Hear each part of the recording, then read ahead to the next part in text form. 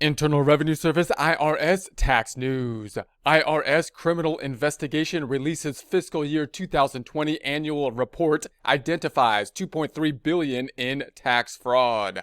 IR 2020-255, November 16, 2020, Washington. The Internal Revenue Service today released the Criminal Investigation Division's annual report. There's a link to that annual report here, highlighting the agency's successes and criminal enforcement actions taken in fiscal year 2020, the majority of which occurred during COVID-19. A key achievement was the identification of over $10 billion in tax fraud and other financial crimes.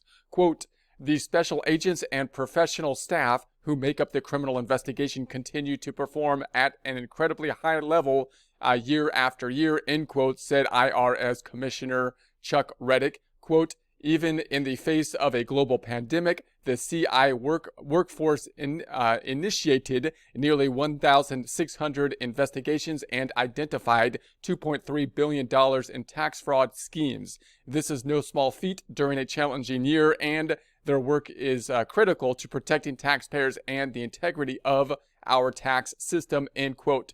Key focuses of the CI in fiscal year 2020 include COVID-19 related fraud, cyber crimes, with an emphasis on virtual and cryptocurrencies, traditional tax investigations. There's a link to those items here.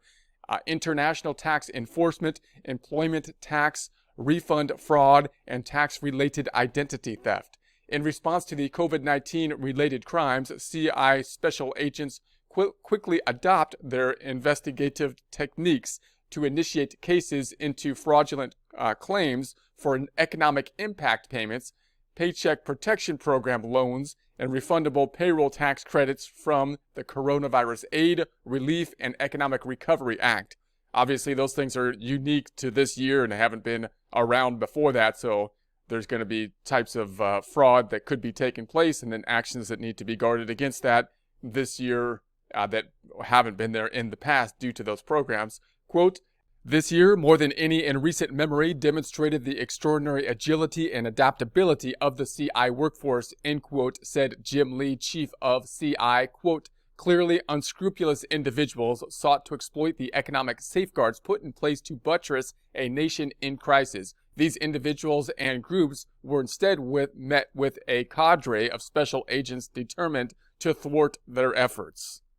In fiscal year 2020, CI initiated 1,598 cases, applying 73% of its time to tax-related investigations. The number of CI special agents increased by 1% following the special agent hiring of offset planned retirements. CI continued increasing its usage of data analytics and strengthening its international partnerships to assist in finding the most impactful cases.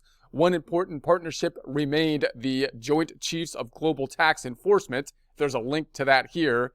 A transitional committee comprised of tax organizations from 5 countries. In fiscal year 2020 alone, more information was shared regarding cryptocurrency, tax crimes, and related enforcement than in the previous 10 years combined. CI also saw the first guilty pleas for a case number J5 umbrella. There's a link to that here. As the only federal law enforcement agency with jurisdiction over federal tax crimes, CI has one of the highest conviction rates in federal law enforcement at 90.4%.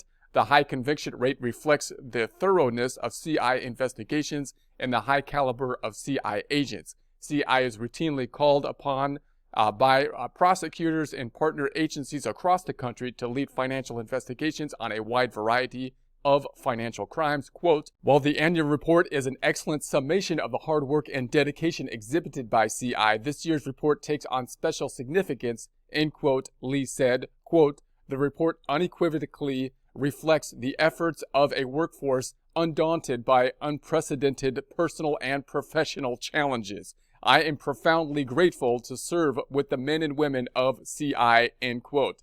The 2020 report is interactive, summarizes a wide variety of CI activities during the year, and features examples of cases from each field office on a wide range of financial crimes. The federal fiscal year begins October 1st and ends September 30th.